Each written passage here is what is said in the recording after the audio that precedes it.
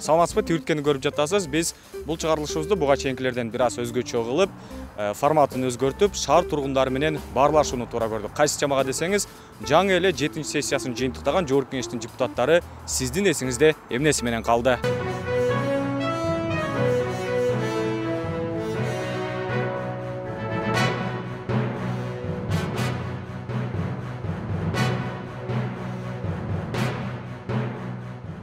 6-чы чакырылыштын депутаттары сиздин эсиңизде эмнеси менен калды? Алар бүгүн 7-сессиясын жыйынтыктады. Эмнеси менен эсиңизде калды 6-чы чакырылыштын депутаттары? Мен эсимде калгандары интернеттен дайыма эле көрүп аттык го, жаңылып сүйлөгөндөрү. Мен өзүм саясатка көп кызыгырбын, бирок мен билгеним боюнча депутаттардын цегом эле интернетте туура эмес сүйлөп жаңылып алгандары, ал эми элге мындай конкретно кылган бир иштерин деле көрө алган жокмун. Ой, эчтекеси менен деле калган жок. Депутаттар дегеле жыргаткан жери жок, ошо кетсин, 120 депутаттын кереги жок бизге. Эч кимди колдогон эмесмин, колдобойм го болду. Ал үй жактагыларданчы биринчиден айта кетерим.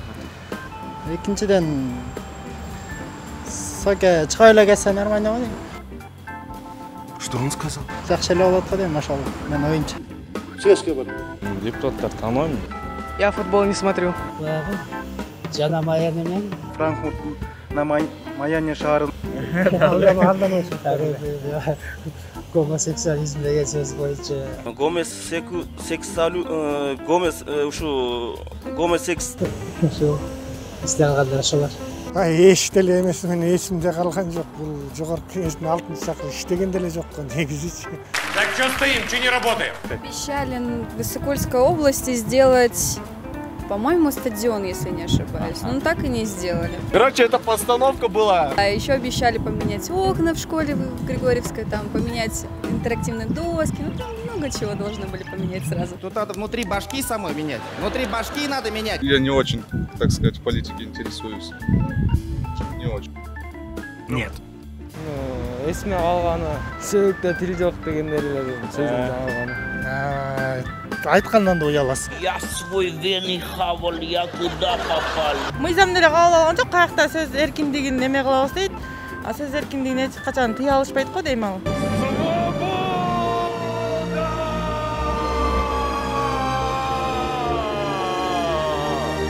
Жогорку Кеңештин ишине мен 0 деген баа берем.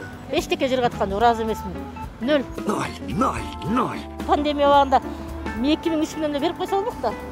Балалуу чакалар канчалар наны жеп отурат. Эч депутаттарга ыраазы эмесмин. Только жаштар келгенде. Баары эле өздөрүнүн кекиртеги үчүн иштеп атат.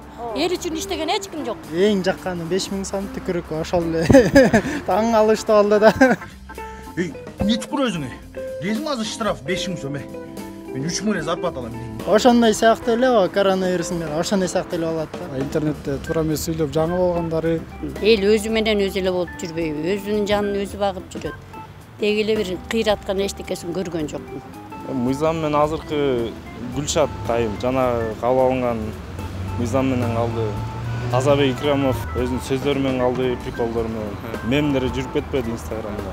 Болду, кайра чыгып эле өзүңөрдүн эмеңер качат этип бербегиле көп. Иш деле жылбайт да буларгачы. Эми булар өзлөрү үчүн эле иштеп атат да, бир эл үчүн, жер үчүн кызмат кылалы, элдин көйүн чечели деген мындай эч маселе козгобой эле.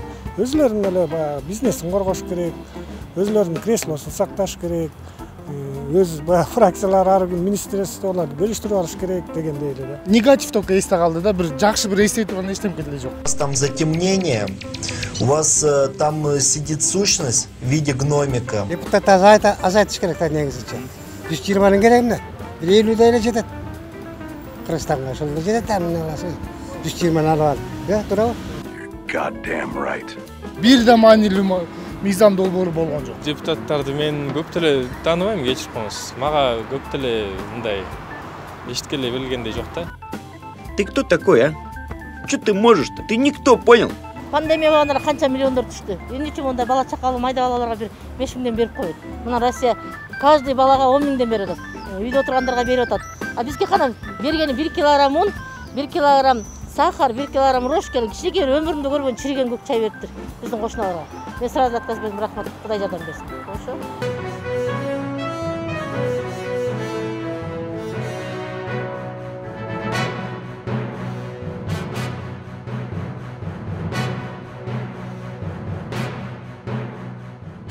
Бул шаар тургундарынын пикири болду. 6-чакырылыштын депутаттары эмнеси менен эсиңизде калгандыгы боюнча сиз да өз ой пикириңизди билдирүүгө жазыңыз. Биздин каналга каттала элек болсоңуз сөзсүз түрдө катталыңыз да, твитке жаккан болсо жактыны басыңыз.